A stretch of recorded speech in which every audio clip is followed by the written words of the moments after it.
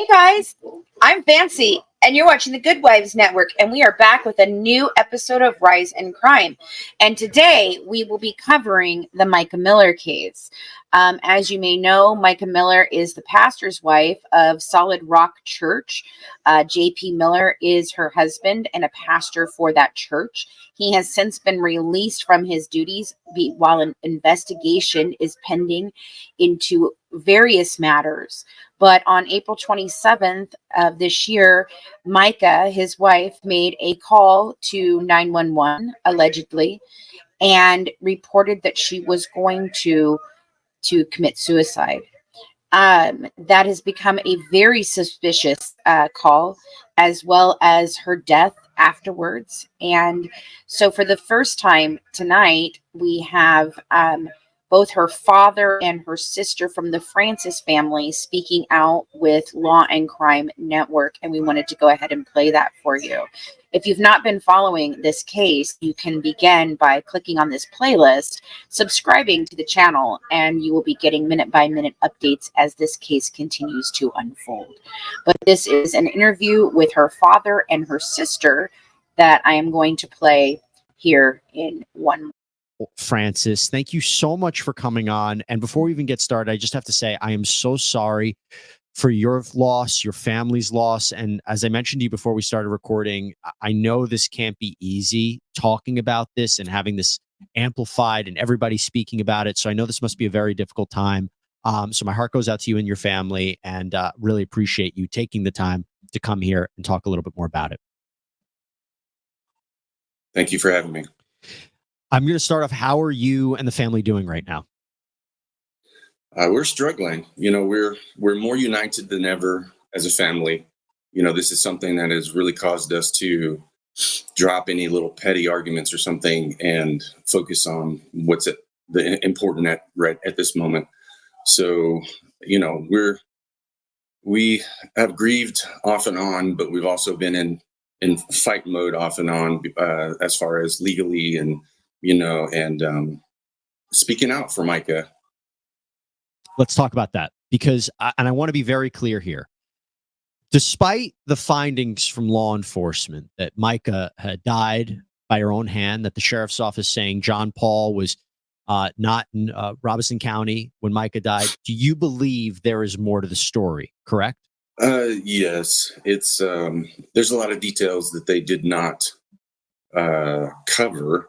And because it was equivalent in their eyes to previous self-inflicted wounds, I believe the law allows them to do less work.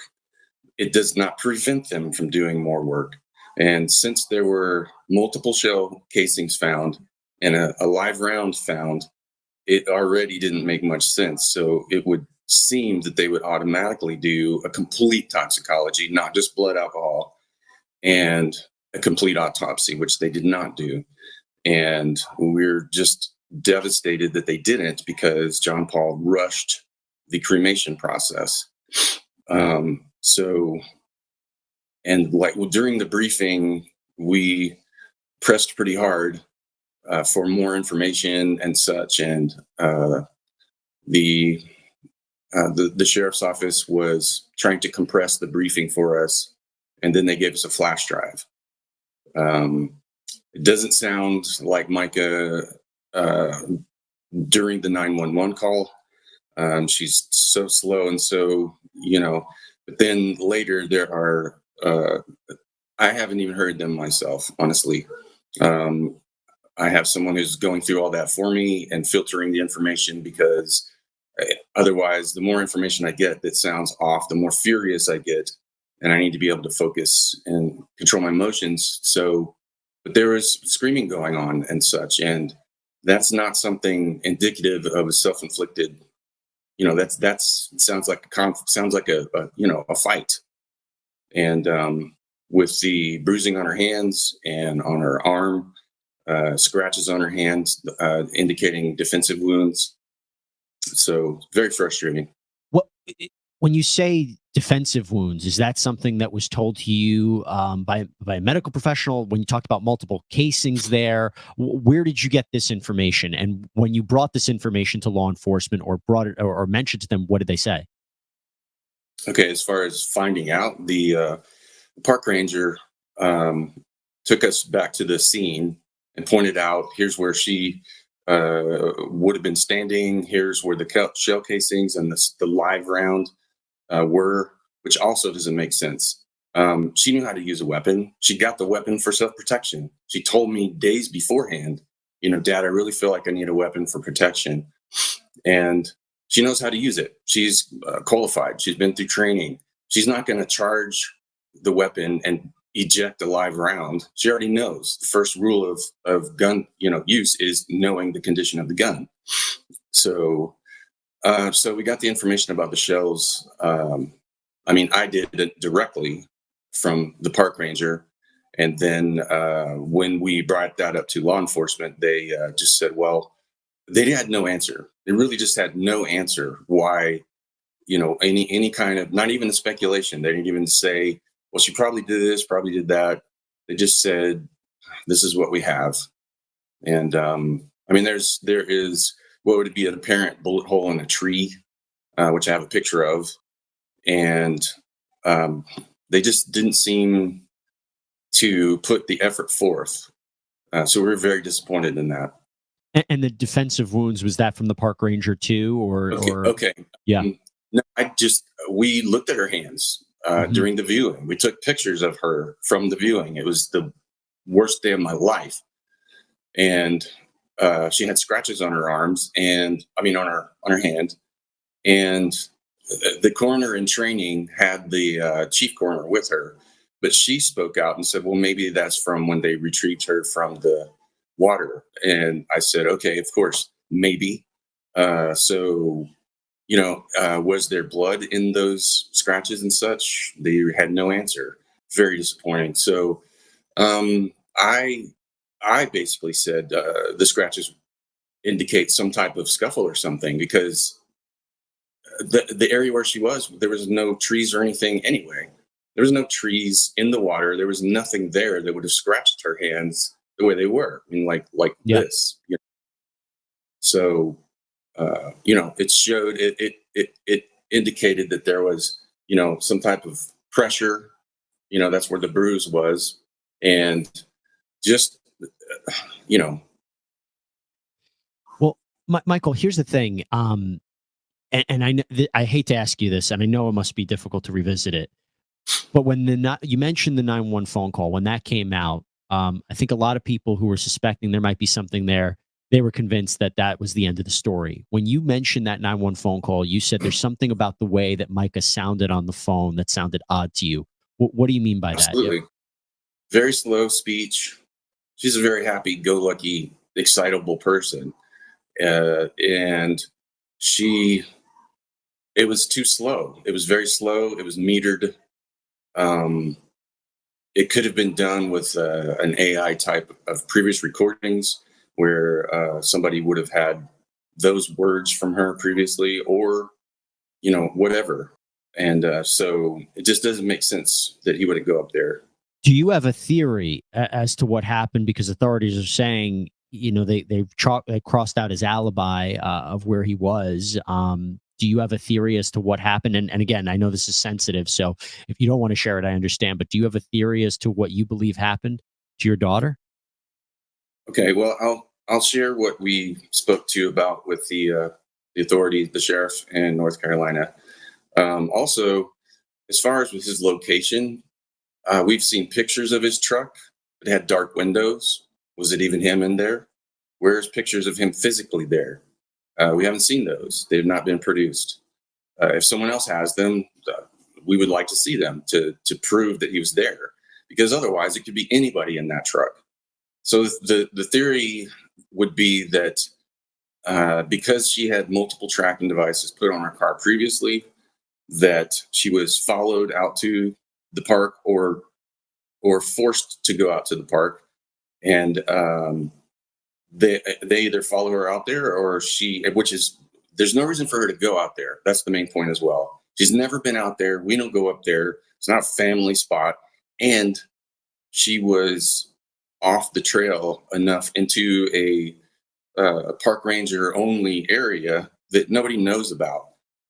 And so the theory would be that she it was either tracked, and then they said, well, we didn't find a tracking device. Well, they could have removed it at the park. When the car was at the park and then it was collected by the authorities, they didn't check for a tracker, which blew my mind. They said, oh, we have all the evidence and everything. We asked them, was there a tracker on her car? And they said, well, we didn't check. And we were flabbergasted. This happened over and over during that interview. Why didn't you check that? We know that there was 3 or 4 trackers put on her vehicles. Why wouldn't you check to see if she was followed? They said, oh, there's no cameras, but we know she wasn't followed. Her car is just out here. And I said, well, there's no trackers. They said no tracker. I said, well, they could have removed it after they did the deed. So then Mica's mother, Angelita, she said, pretend this is Mica's hand. And she asked me, grab this hand. And then she pulled it up, and said, it looks like someone squeezed her hand and raised it up and shot. And there are defensive wounds from it and such. And that's the general idea of our theory, that somebody crushed her hand to hold the gun up to her head while she's fighting. Either them or someone else held her other hand or her other arm back because there's bruising on it from squeezing. And they forced it to look like that was self-inflicted. And a couple of rounds went off during the scuffle. One ejected was live. And then it finally happened the way they would want it to happen. And then dumped her in the water, probably 40 meters away from where the shell casings in the gun was found. The water doesn't flow there. It's a slough. It's still. It just sinks. And it actually flows when it sinks, when it recesses, it goes the other direction from where she was found. So her body, even if it was put in the water right there, would not have flowed the direction where she was found. It would flow the other way. So it would be possible that the incident occurred right there and the shell casings, and then the gun was dumped in the water right there. And then she was carried farther 40 meters back into a little bit more secluded area where she was found. So Sierra Francis now joins the conversation. This is Mica's sister. Sierra, thank you so much for coming on. As I told your father, I just want to say again, I'm so sorry for your loss. I'm so sorry for what you and your family are going through. Our hearts go out to you guys. And again, really appreciate you taking the time and being so generous with your time to come on and talk a little bit more about this. So I've already spoken to your father a lot about what you guys believe might have happened here. I want to talk to you about this legal claim that you have filed against Mr. Miller and the church. Walk us through what that claim is and what you're hoping to get from that. As far as the legal side of things, I don't have perfect details of everything. I'm just trying to pick up where Mica left off and make sure that justice is served and that we are able to remain over her estate and make sure that it is used or allotted in the way that she would have wanted it to. Do you know anything about the FBI being a part of this investigation now? Were you told anything about that, what they might be looking into? So we are aware that Robeson County did come out and say that the FBI is involved, but as far as what they're investigating and the extent of their involvement, the family's not sure. Okay. I wanted to ask you this, both of you this. So look, the main argument, and it's being put forward by Mr. Miller, and what we've seen is Mica, they say, had suffered from mental illness. Do you know anything about that? Anything you could tell us about that? Because one of the things that Mr. Miller has said is he had this power of attorney set up for that reason. What can you tell us about what Mica might have been going through? So before Mica married John Paul, she had no signs, no history, no indications of mental illness at all. And why did she presumably agree to a power of attorney? Usually the person who sets up would have to agree to it and sign to it. He had every way to control her, and he was very good at manipulating the situation. And she thought that he would be doing the right thing. She wanted to trust that Mr. Miller Jr. was actually doing the right thing for them. until she got away from him and had more time when she spent more time with us to peel off some of those layers and realize what was going on. And then she started becoming herself again and got a job and everything else and was doing fine and was happy-go-lucky self again, excited about the future, and which is something he did not like. Just, you know, just very terrible. There are these allegations that he groomed her. What do we mean by that? He had his sights set on her from a very young age. I would guess probably 14 years old, 14 or 15 when we first came to the church. And he made sure that he kept her exactly where he wanted her to the point of who she married, what job she picked up after she was, 18. He got her married, and then he made her his secretary and his babysitter and his let's go to lunch person. And oh, you're so beautiful. And then when she was married, same thing, best friends with her husband, her previous husband, and manipulated the situation where he could have him doing something because he was his right-hand man and then spend time with Mica alone, which is very inappropriate. And to be clear about that, are you alleging that he engaged in criminal contact with Mica? And if so, again, my understanding is there's no time bar in South Carolina to bring charges. Is this something that you're speaking with about authorities with? I don't think he physically had a relationship with her until after she had already been married to Jeremy.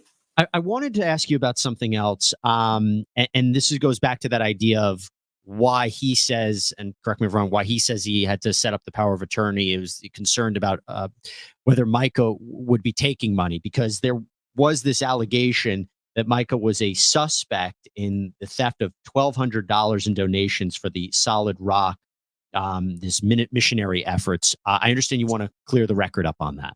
That was investigated. I have seen, police excerpts on that, and from what I've seen, to best of my knowledge, it said that was just a domestic dispute, and there was no criminal charges to be filed.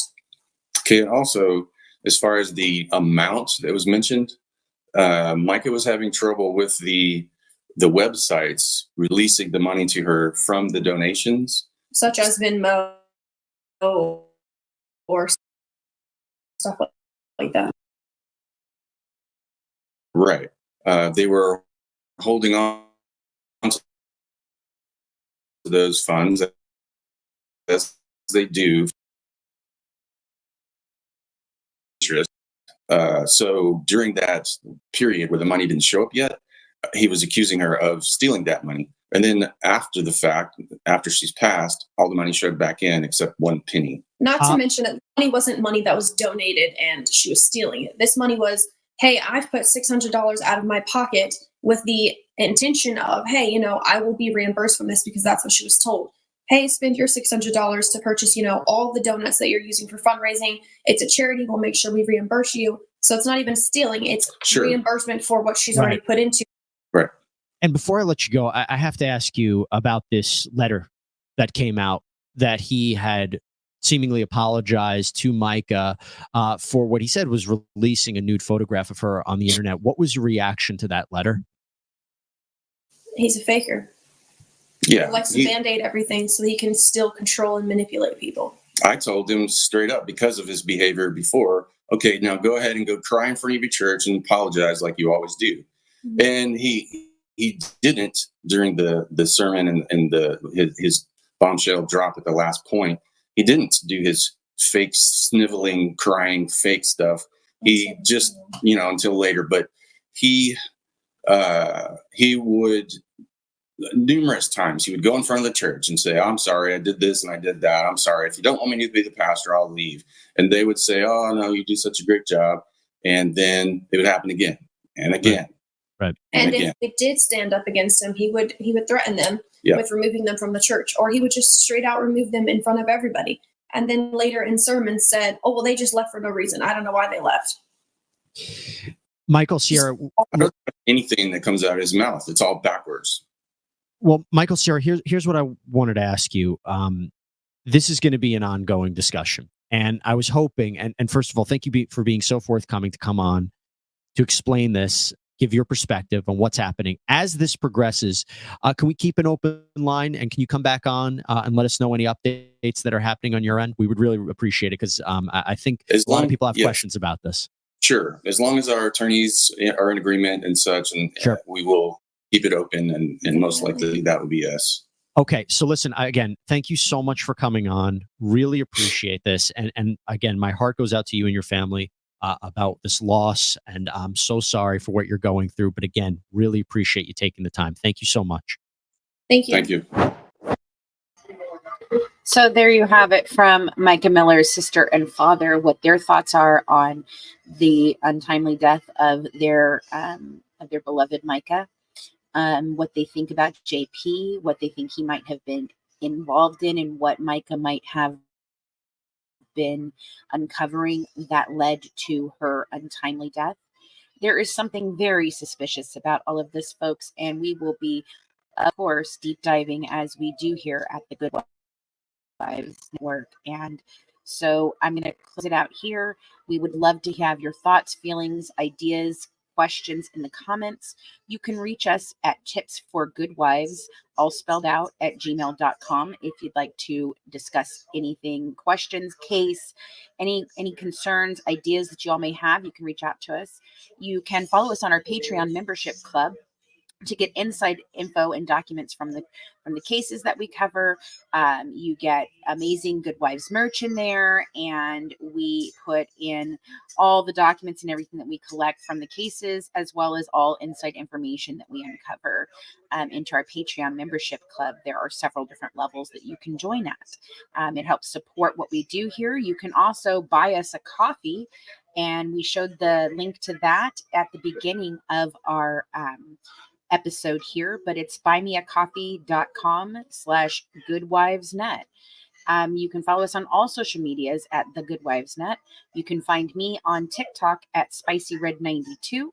You can find my co-host Sarah on at SadieBeth1, and now we have a brand new official Good Wives TikTok at GoodWivesNet2. Our new book is coming out at the end of this month. Make sure to grab a pre-order. You can order that through Amazon if you want just the ebook, or if you'd like a signed copy, you can go to thegoodwivesnetwork.com, click on books, and order your pre-order signed copy.